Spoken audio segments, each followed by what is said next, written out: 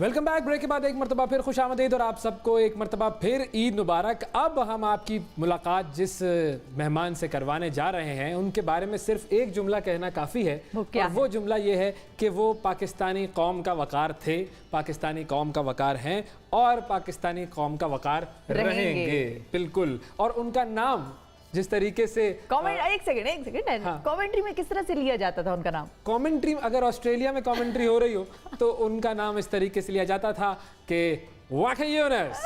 ये तरीक़ाकार होता था। हमारे साथ मौजूद हैं वक़ार यूनुस और उनकी अहलिया फरियाल वक़ार। अस्सलाम वालेकुम और ईद मुबारक।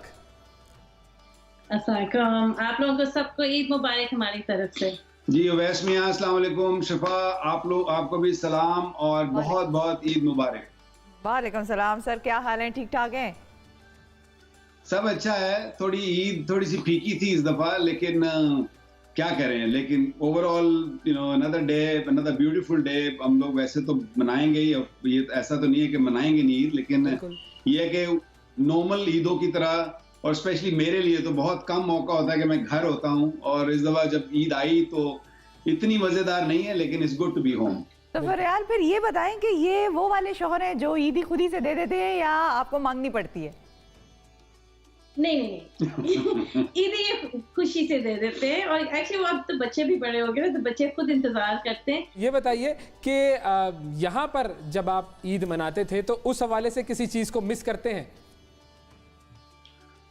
सब कुछ ही मिस किया जा रहा है इस साल तो, क्योंकि जैसे बताया कि ईद के दिन सुबह मैं और रज़ान और मेरे फादर इन लॉ हैं, वो लोग यहाँ आते हैं, फिर हम लोग इकट्ठे जाते हैं ईदगाह। यहाँ से कोई 10 मिनट्स 15 मिनट्स की ड्राइव है, तो बहुत बड़ी ईदगाह है। बहुत सारे लोग, बहुत पाकिस्तानी लोग और बहुत इंडियन भी उसमें होते हैं और कल्चर के भी लोग होते हैं। तो वो ईद पढ़ने के बाद फिर आते हैं, वो लोग भी फिर इधर ही आ जाते हैं हमारी तरफ ही। फिर उसी तरह जैसे लोग वहाँ से जो हमारे जानने वाले या हमारे जो दोस्त अहबाब हैं, वो पहले घर जाते हैं, फिर घर से अपनी अपनी ईदी मिलके फिर वो लुक फॉरवर्ड, जैसे फरियाल ने कहा ना कि लुक फॉरवर्ड करते हैं कि इस घर में आना है। क्योंकि यहाँ पे फरियाल बहुत सुबह उठ जाती हैं और फिर टेबल सजा देती हैं, उसमें जो जो सवैयाँ से लेके तो जो आप मांग सकते हैं उस टेबल पर होता है।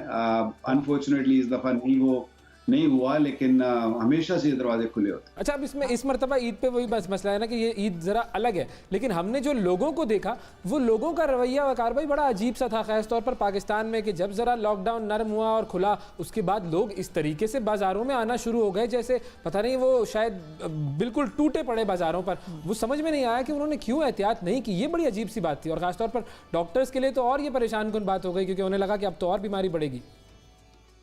देखिए, इस पे मैं एक सेकंड ये बात कर दूं कि लोग भूल जाते हैं कि रमजान का मतलब क्या है। कि बहुत सैक्रिफाइस करना पड़ता, कुर्बानी का महीना था, इबादत का महीना।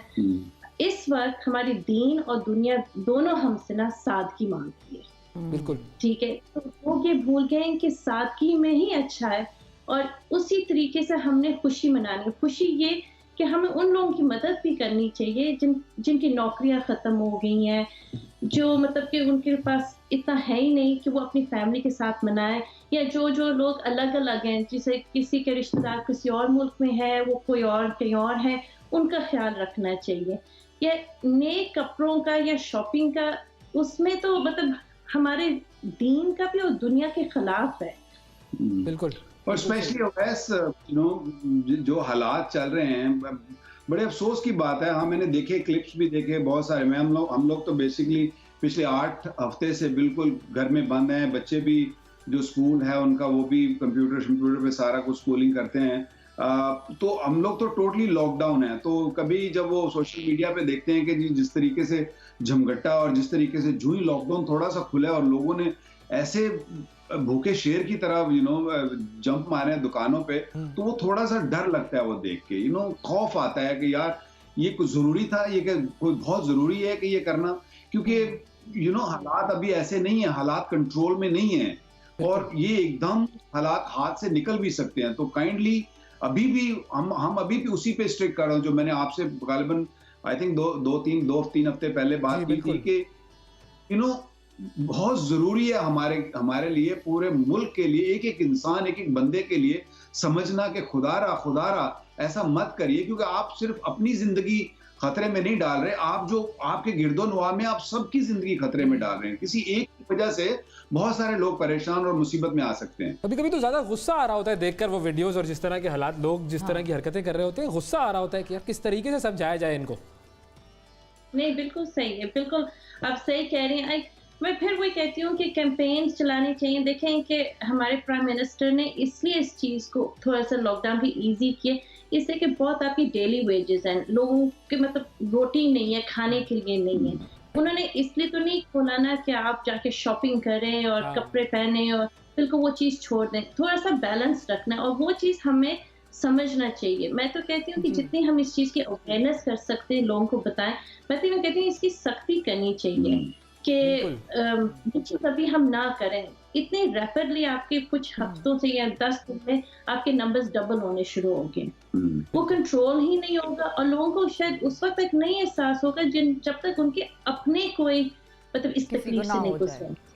अच्छा, हमने आपके कुछ जी छोटा सा ऐड ऑन करूंगा, थोड़ा सा to the government of Pakistan और to prime minister of Pakistan Imran भाई के लिए कि काइंडली मे बी अगर लोगों को समझ नहीं आ रही है तो फिर कम से कम इनके ऊपर फाइन्स रखें, क्योंकि जो यहाँ पे मैंने ऑस्ट्रेलिया में देखा है, ख्याल तो रोज जाती है, रोज देखती है, तो नंबर्स किस तरीके से नीचे आए हैं और किस तरह आए हैं कि उन्होंने फाइन्स रखे, उन्होंने देखा कि जो बाहर नजर आए और हैवी फाइन्स थे, और हैवी फाइन्स जब तक नहीं रखेंगे और खुदारा ये इन बड़ी बड़ी दुकानों वालों को, ये जो बहुत बड़े बड़े शॉपिंग मॉल्स हैं, काइंडली इनको तो रोकें, इनको तो बंद करें। ये तो नहीं मर रहे ना। चलिए मैं समझ आती है कि ये जो डेली वेजेस वाला या जो रोजाना जिसको खाने की जरूरत है, जो बच्चों के लिए खाना चाहिए, उसको तो मजबूरी है कि वो बाहर निकले, लेकिन ये जो शॉपिंग और ये अल्लाह गुल्ला और नुमाइश पैसों की, यार इसको तो कम से कम खुदारा कंट्रोल करिए। बल्कि हम तो विनती कर सकते हैं, वही एटीट्यूड अपना लेना चाहिए जो वो अपने क्रिकेट में जब वो कैप्टन होते थे, तो वो वाला एटीट्यूड खान साहब को अपना लेना चाहिए, गुस्से वाला और बिल्कुल हर एक को सही तरीके से रोब दबदबे वाला। देखिए इवेंचुअली मुझे ऐसा लगता है कि उनको करना पड़ेगा, क्योंकि जिस तरह नंबर्स अब थोड़े से ज्यादा हुए हैं।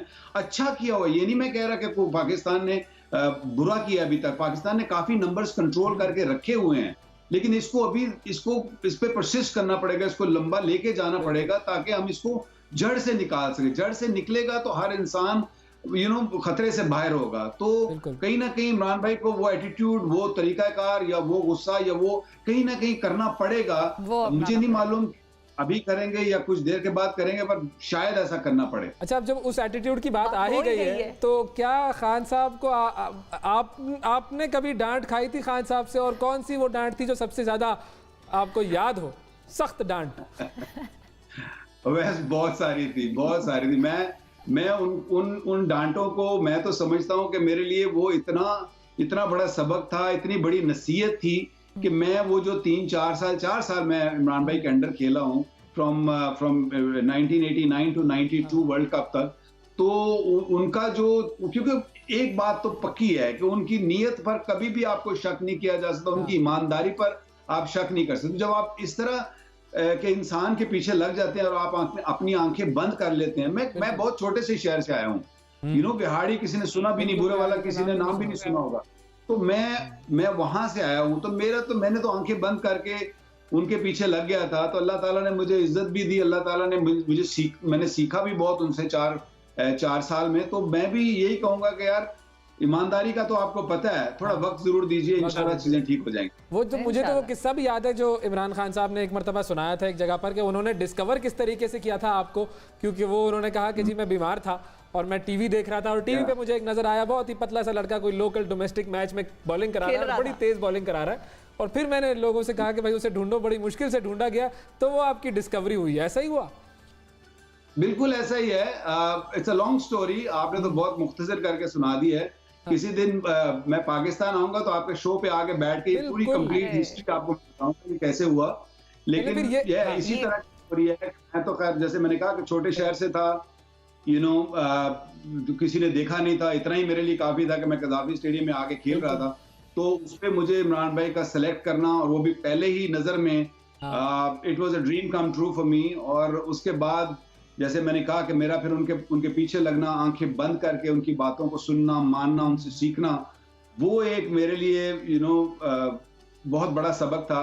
और फिर उसके एक बाद जो डिस्कवरी तो success वो की- थी जो खान साहब ने आपको डिस्कवर किया। हाँ, एक डिस्कवरी आप discovery दोनों ने एक दूसरे को डिस्कवर किया होगा, उस पर भी आ जाते हैं कि ये कैसे हुआ था। ये प्रयाल बेहतर बताएंगे। I leave it to Prayal. नहीं, जी नहीं, भाभी, आप बताइए। 2 वर्जन है, जो सही वर्जन है वो मैं आपको बताऊंगी। अच्छा। जो थोड़ा सा ड्रामा वाला वो ये बताएंगे। बताएं, दोनों वर्जन ले आए सामने आज। एक्चुअली मैं कॉलेज में थी, मैं फातिमा जिन्ना से मैंने मेडिकल किया हुआ है। तो मेरे और कुछ फ्रेंड्स हम गद्दाफी स्टेडियम में कुछ चैरिटी मैच था उधर, तो उधर हम गए हुए थे। तो उधर ही हम साथ खड़े हुए थे वो ड्रेसिंग रूम के साथ ही वाले स्टैंड पे। तो उधर ही एक्चुअली इन्होंने देखा दूर से और कहा किसी को, अपने प्लेयर को कहा कि मैंने इससे शादी करनी। वो घड़ी मंजूरी की थी कोई, मेरा ख्याल है वो बस ऐसा ही हो गया। तो पहली दफा देखने में ही शादी का फैसला कर लिया वकार भाई ने, मतलब हाँ जी, मेरी बातचीत। बात नहीं हुई थी मिस्टर प्रयाल से, और ना मैं जानता था कि ये कौन है और कैसी है, इसका क्या एटीट्यूड है। वो तो हाँ, मुझे बाद में पता चला कि क्या एटीट्यूड है। लेकिन ये है कि you know it was just क्या कहते हैं love at first sight. Love at first. ये क्या तो बात बड़ी है। है, जबरदस्त मतलब- स्टोरी है कि आपने ऐसे देखा और फौरन एक लम्हे में चुन लिया साथी को। वाह। गाइस, मेरे पास बहुत सारी स्टोरीज है। मैं आपके शो पर आऊंगा, मैं बता रहा बस, हूँ ठीक है। बैठ के 2-3 घंटे चाहिए इसके लिए। सही। ठीक है, बस चल ईद वाले दिन तो ये भी तय हो गया कि ये हमारे शो पर आएंगे, तो फिर यहाँ पर बैठकर मजीद अच्छी मजेदार और गपशप लगेगी। अच्छा, अब फरियाल की तरफ जाते हैं और फरियाल आपसे मैं कुछ सवाल पूछूंगी और उसमें जाहिर है कुछ सवाल वकार भाई के हवाले से भी होंगे, तो आपने बस उनका जवाब देना है और हम ये जरा तयन करेंगे कि आप लोग एक दूसरे को कितना अच्छा जानते हैं। पहले ही कह दें, जो कुछ कहूंगी सच कहूंगी, सच के सिवा कुछ ना कहूंगी। सबसे पहले तो ये बताएं कि वकार भाई का फेवरेट कलर क्या है? हम एक्चुअली कल ये बात डिस्कस कर रहे थे कि इनका फेवरेट कलर ब्लैक है। ठीक है, अच्छा, वो ये तो कौन सा- नजर आ रहा है। हाँ, पहना हुआ है वैसे। फौरन नजर आ रहा है कि दोनों ने पहना हुआ है ब्लैक। अगर वकार भाई क्रिकेटर ना होते तो वो क्या होते? मैं आपको ऑप्शंस देती हूँ। क्या वो सियासतदान होते, या अदाकार होते, या गुलकार होते? वो सियासतदान तो बिल्कुल नहीं। अच्छा ठीक है, वो नहीं। अदाकार हो सकते हैं। अच्छा, अदाकार शुरू होते। शुरू में ठीक है। गाना- अदाकारी आती है इसको? अदाकारी करते हैं। हाँ, कभी कभी मेरे गाने गाते थे। Gone those days। तो ये कौन से गाने सुनाते थे आपको? फिर ऐसा कोई ये भी बता दें फिर। डिटेल में मेरे ख्याल है जाने की जरूरत नहीं है। चले, हम असल में डिटेल में जाना इसलिए जरूरी होता है कि वरना फिर लोग अज्यूम कर लेते हैं। हाँ। और अजम्पशन जो है वो बहुत बड़ा प्रॉब्लम है। ठीक है, नहीं, ये assume बहुत कर- शॉर्ट करते थे। तो एक नहीं था, काफी थे। तो अक्सर जब मंगने के बाद भी अक्सर हम फोन पे, तो उस टाइम पे तो बहुत ज्यादा। चले, सिर्फ वो गानों की लैंग्वेज बता दें, पंजाबी, अंग्रेजी या उर्दू? नहीं, उर्दू या पंजाबी। ठीक है, गुड, सही। अच्छा, ठीक है। अच्छा, इनको घर की दाल या घर का खाना हम ज्यादा पसंद करेंगे कि करते हैं, या बाहर का खाना? घर का खाना। घर का घर खाना। का और खाना। आपसे किस चीज की सबसे ज्यादा मैं फरमाइश कह होती है रहा हूँ- वैसे? जी, उनको एक्चुअली मेरा आलू कीमा बहुत पसंद है। तो वो अक्सर जब वो घर आते हैं, उनको होता है कि घर पे खाना हो, और आलू कीमा सबसे ज्यादा शौक से खाते हैं। अच्छा, सेंस ऑफ ह्यूमर आप दोनों में से किसका बेहतर है? इनका ये ज्यादा जोकीले हैं, इसका मतलब है। यहाँ आई थिंक सो, ये ज्यादा जोक्स करते हैं, बच्चों के साथ ज्यादा रिलैक्स रहते हैं। मैं थोड़ी सी सख्त रहती हूँ और सीरियस रहती हूँ, तो ये लाइट मोड ज्यादा। कई दफा ये जोक्स मुझे मरवा भी देते हैं। खैर, हाँ, मैं यही पूछने वाली थी कि मर्दों में बेगमात के साथ जोक्स करने की आदत बहुत होती है, लेकिन फिर बेगमात जो है वो सेंस ऑफ ह्यूमर बाय नहीं करती, वो नाराज हो जाती है।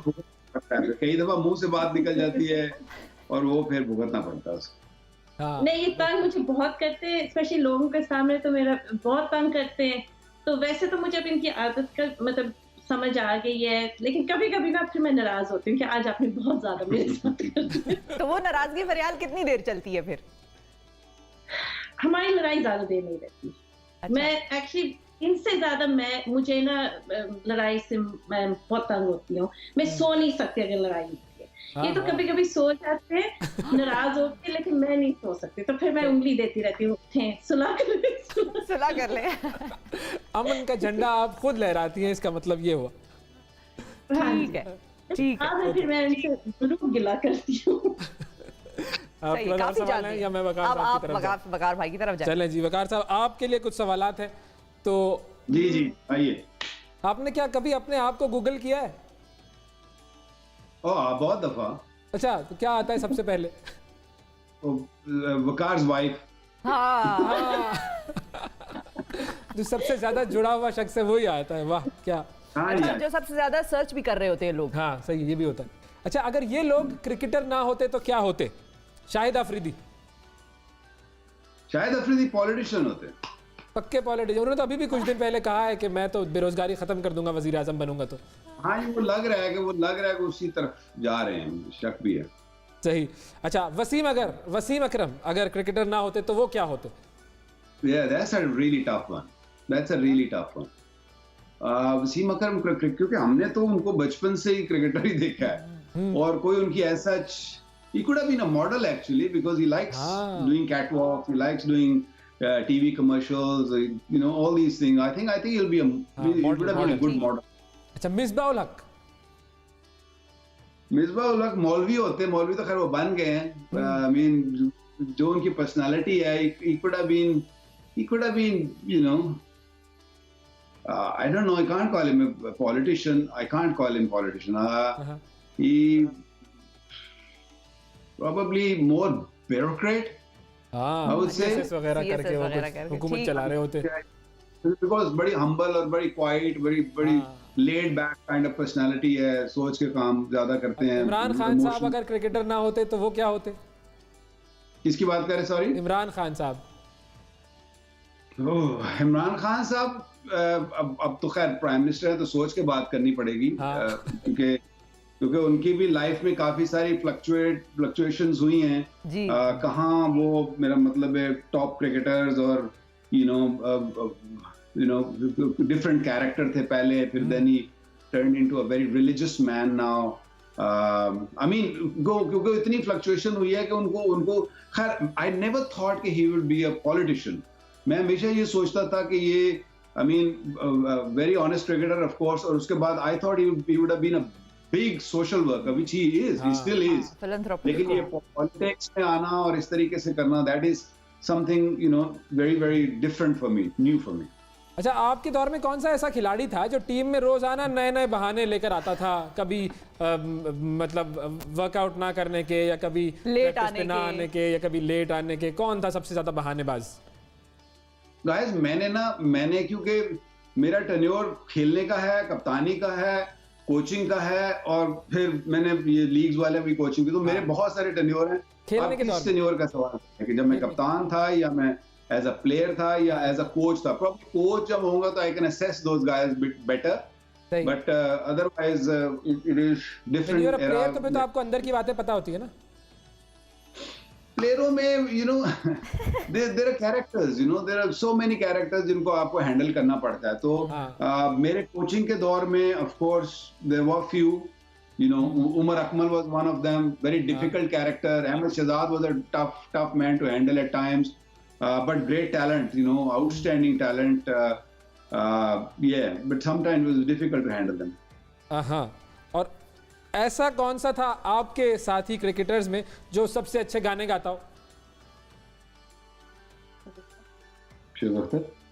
Shoaib Akhtar was not bad actually, but then Shoaib Akhtar came very late. हमारे उससे पहले मुश्ताक अहमद साहब। आपका एक्चुअली ओवैस मसला ये है कि मेरे सारे जितने भी दोस्त हैं ना, वो सारे हो गए मौलवी, जिनमें सईद अनवर, इंजमाम उल्लाह, मुश्ताक अहमद, ये सारे जो हो गए ना, जो मेरे बहुत क्लोज थे, सारे मौलवी हो गए। एक जमाने में ये भी काफी माशाल्लाह अदाकार भी अच्छे थे, सिंगर भी अच्छे थे, इनको सब इनकी क्वालिटीज थी। तो मुशी भी बहुत कोशिश करता था गाना गाने की, unfortunately it was not very good दो। सही। अच्छा, आपकी बॉल पर जब फील्डर कैच छोड़ता था तो पहला रिएक्शन क्या होता था, या पहला जुमला क्या आपके मुंह से निकलता था? तो ये टीवी पे थोड़ी निकालता, तो आपको भी पता है कि ये टीवी पे नहीं कहा जा सकता। सही है। अच्छा, इंडिया के कौन से खिलाड़ी को आप जब फेस करते थे और उसको आउट करते थे तो सबसे ज्यादा खुशी होती थी? अनफॉर्चुनेटली इंडिया ने ना पिछले 25-30 साल से वैसे पाकिस्तान के अगेंस्ट कोई क्रिकेट खास खेली नहीं। इवन हमारा दौर भी था, उसमें भी क्रिकेट मैंने अपने पूरे टेन्योर में, अपने 88-89 टेस्ट मैचेस में, मैंने सिर्फ 4 टेस्ट मैच इंडिया के अगेंस्ट किए। 2 वेरी स्टार्ट ऑफ द जब मेरे डेब्यू में, और 2 राइट एट द एंड। तो मैंने इतनी ज्यादा क्रिकेट खेली नहीं। सचिन तेंदुलकर को खैर मैंने बहुत दफा आउट किया, जितने हाँ, भी बिल्कुल। वनडे क्रिकेट और टेस्ट मैच क्रिकेट हुई है उसमें मैंने उनको काफी दफा आउट किया। I don't know the exact number but I got him few time. सही। अच्छा, फाइनली ये भी बताइएगा कि कौन सा ऐसा स्पोर्ट्स है जो क्रिकेट के अलावा आपको पसंद है? Golf. Golf? I knew you से दिस हाँ, समथिंग। फौरन उन्होंने कह दिया। गोल्फ तो वैसे I love my golf. That's my getaway kind of a time where I relax, where I go out there and play my golf. आजकल हर रोज gate एक तरफ है। अच्छा, हर रोज। एक तरफ इतना फास्ट गेम क्रिकेट और एक तरफ इतना धीमा गेम गोल्फ। हाँ I think वो जो आपकी एज भी आ रही है ना साथ साथ, तो बेटर है कि वैसी स्पोर्ट्स खेली जाए जिसमें ज्यादा एक्सर्शन ना हो। सही। हाँ। अच्छा, एक और सवाल भी है मेरे जहन में, ये बताएं जब बड़े जोश में मतलब आप मैदान में जाते थे, बॉल कराते थे और आगे से बॉल पे छक्का पड़ जाए तो क्या होता था? ऑफ कोर्स मायूसी होती थी। आप प्लान कुछ लेके जाते थे और आगे से बैट्समैन का प्लान कुछ और होता था। तो इट हैपेंस, क्रिकेट में बहुत सारे अप्स एंड डाउन्स देखे हैं लाइफ में, लेकिन ये है कि there are lot more ups than downs. बिल्कुल यही है, अप्स एंड डाउन्स तो आते रहते हैं और वही जब आपको छक्का पड़ता है तो ही अगली बॉल पर उस खिलाड़ी को आउट करने का फिर जज्बा आता मजीद है। जज्बा बढ़ता है। ऑफ कोर्स बिल्कुल सही। ऐसा ही है। वकार भाई और फरियाल साहिबा, आप लोगों ने ईद का जो ये वक्त हमारे साथ गुजारा, बहुत शुक्रिया अदा करेंगे। हमारे लिए भी हमारी ईद का वकार भी बुलंद हो गया इस वजह से। और बहुत बहुत शुक्रिया आप दोनों का, बड़ा मजा आया। आपसे पहले भी हमने गुफ्तगू की इस पेंडेमिक के टाइम में और लोगों को कोशिश की अवेयरनेस देने की कि इस टाइम में प्लीज अपना भी ख्याल रखिए, लोगों का भी ख्याल रखिए। और बहुत अच्छा लगता है आप लोगों से बात करके। फरियाल साहब, आपकी तरफ से कोई डॉक्टर्स के लिए कुछ पैगाम, अगर डॉक्टर्स क्योंकि ज़ाहिर है वो फ्रंट लाइन पर काम कर रहे हैं। कि वैसे तो सबको ईद मुबारक, लेकिन खास मेरे हेल्थ वर्कर्स को जो अभी भी ईद वाले दिन पे भी काम कर रहे हैं, आप लोगों की खिदमत कर रहे हैं, लोगों का ख्याल रख रहे हैं। उनकी भी फैमिलीज हैं जो कुर्बानी देते हैं कि उनकी फैमिलीज काम पे जाएं। बिल्कुल ठीक, बहुत शुक्रिया आप दोनों का और एक मरतबा फिर बहुत बहुत ईद मुबारक। Thank you. तो ये थे जी वकार यूनुस साहब और फरियाल वकार साहिबा, और बड़ी ज़बरदस्त बातें हुई इनसे। अब आगे क्या करना है? अब आगे हमने ये करना है कि हम जाएंगे तो एक ब्रेक पर, ठीक है। लेकिन जब ब्रेक से वापस आएंगे तो हम बहुत ही खास शख्सियत के साथ मौजूद होंगे, उन्हीं के घर पर मौजूद होंगे, उनसे गपशप लगाएंगे। वो है कौन, वो थोड़ा सा मैं टीजर दे देती हूँ, नाम नहीं बताऊंगी, लेकिन सबसे छोटी पार्टी पाकिस्तान की, एक ही शख्स की तकरीबन आप उस पार्टी को गिन लें, ठीक है। उन्हीं की पार्टी है, उन्हीं पर महसूर हो जाती है और जो है उन्हीं के इर्द गिर्द घूमती है वो पार्टी। पिंडी से उनका बड़ा गहरा ताल्लुक है और जो पेशगोइयाँ होती हैं उनकी सियासी पेशगोइयाँ, वो तो अब मैंने ये भी सुना है कि ट्रंप जो है वो सोच रहा है कि इनसे अपने करियर के बारे में पेशगोइयाँ करवाएं। लो जी, तो बस फिर ब्रेक पर फौरन जाते हैं और फौरन वापस आते हैं ताकि इस खास शख्सियत से आपकी मुलाकात करवाई जाए।